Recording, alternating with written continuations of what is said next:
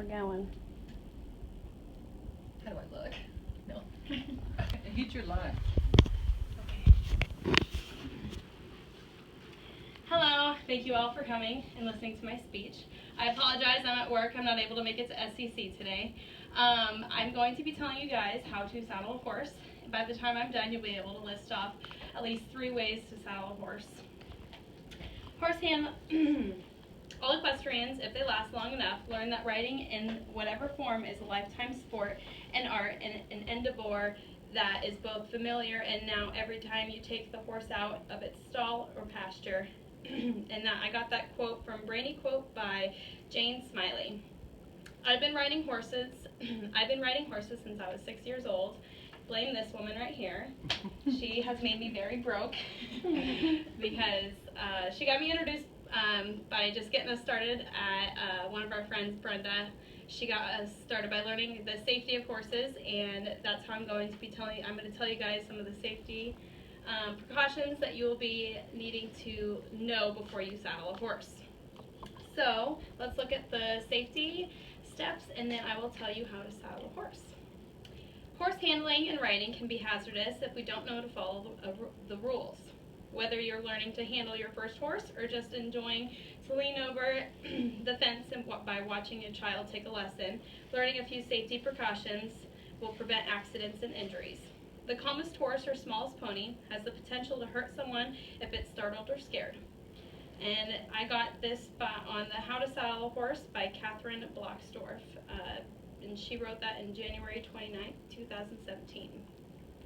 You also want to make sure that you're calm, and whenever you're behind the horse, you want to make sure that you rub their bottom just above the hips and by the tail, and just kind of voice that you're there. You don't want to startle the horse by flailing your arms, and you want to make sure that they're tied correctly. This is the saddle pad. You want to make sure that this goes on the horse first. This is what is the cushion between the saddle and the horse. You want to make sure that it's above the withers and shoulders and along the back, and you want to make sure that it fits the horse correctly. So each time you take off the saddle, you want to make sure that there's no dry spots. Now, if there's some dry spots, you want to make sure that you're looking into what the problem could be. It could be the saddle pad, it could be the saddle itself. There's multiple things that it could be. It's just finding the problem that's the hardest and the most expensive. And I found out the hard way. Next, you want to have the saddle. Now, there's multiple parts of the saddle that you'll be putting together while you are saddling up the horse.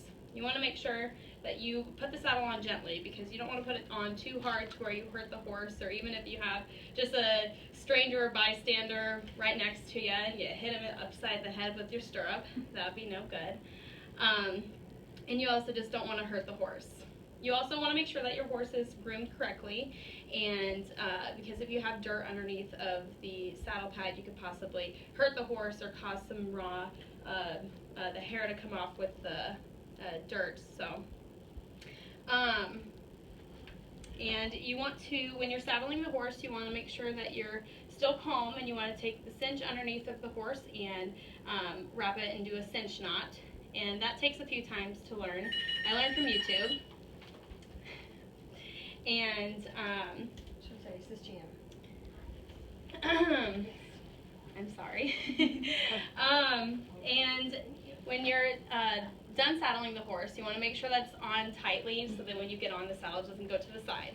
And after you warm up the horse, you want to cinch the horse and make sure it's tight enough so the saddle still does not go to the side. The final part to saddling a horse is the bridle.